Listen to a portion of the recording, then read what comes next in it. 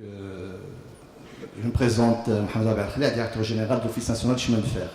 Donc l'Office national du chemin de fer, c'est l'opérateur qui opère les trains au Maroc. On est en même temps opérateur et gestionnaire d'infrastructures et responsable de la partie développement. Donc chez nous, c'est encore intégré parce qu'on n'a pas encore jugé utile normalement de créer trop de structures et gérer toutes les interfaces qui s'imposent. Et donc, je parlerai peut-être...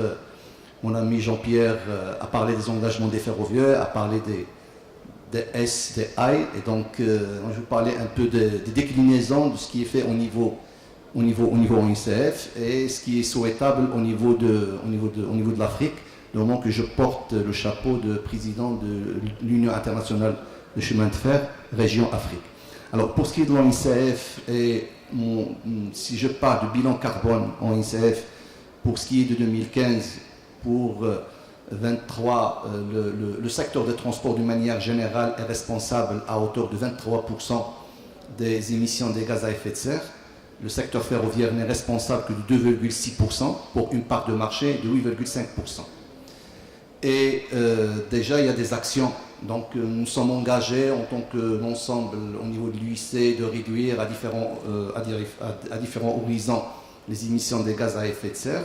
Est-ce que je peux dire par rapport à ça, il y a certaines actions en termes d'efficacité énergétique. On a certaines gares aujourd'hui qui sont alimentées à partir du solaire où les besoins d'énergie sont à hauteur de 50% de cette énergie propre.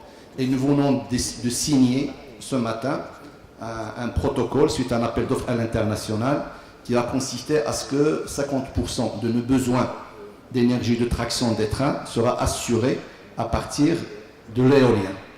Et donc, du coup, 50% de nos émissions qui sont déjà à 2,6% seront réduites à horizon 2 ans. Et donc, on sera en vigueur à partir de janvier 2017 et on commencera déjà progressivement à avoir de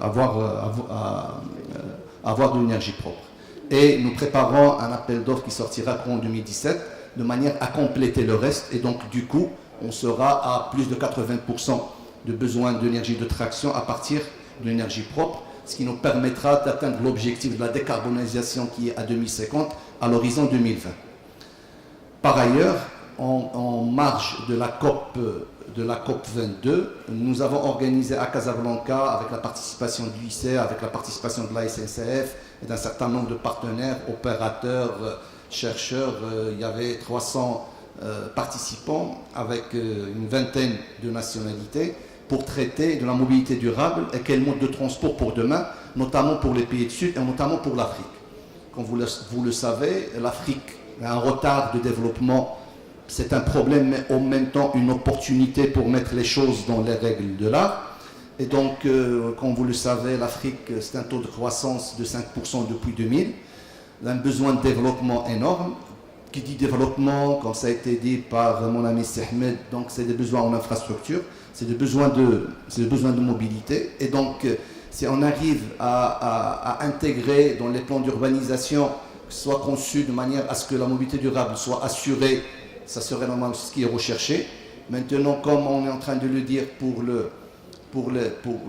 la problématique, lorsqu'on dit le laisser faire à l'horizon 2100, on sera à plus de 5 degrés.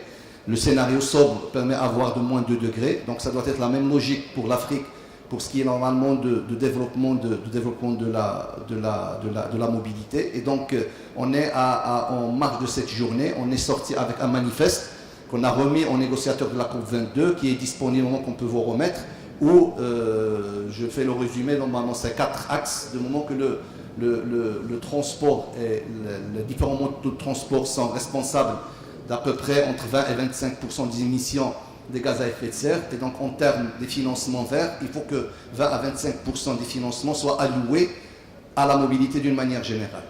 Aussi, il y a l'urbanisation, notamment dans les pays du Sud et de l'Afrique, que tout mode de financement et que tout business model soit intégré dans l'urbanisation, l'obligation d'avoir intégré la mobilité durable pour que les projets d'urbanisation et leur financement soient éligibles normalement au financement vert.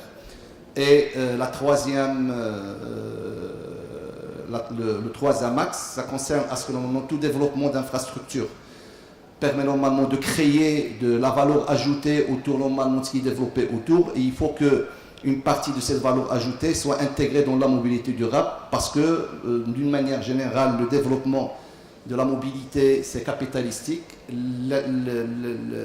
L'impact ou l'intérêt financier n'est pas chez celui qui développe au niveau de la collectivité. Et il faut trouver des modèles de manière à faire bénéficier les développements allemands de l'impact qui sera chez la collectivité. Et donc ce manifeste, elle est assez détaillée, elle est accessible, on peut vous donner l'adresse où vous voulez, mais on le distribue sous forme de papier. Merci.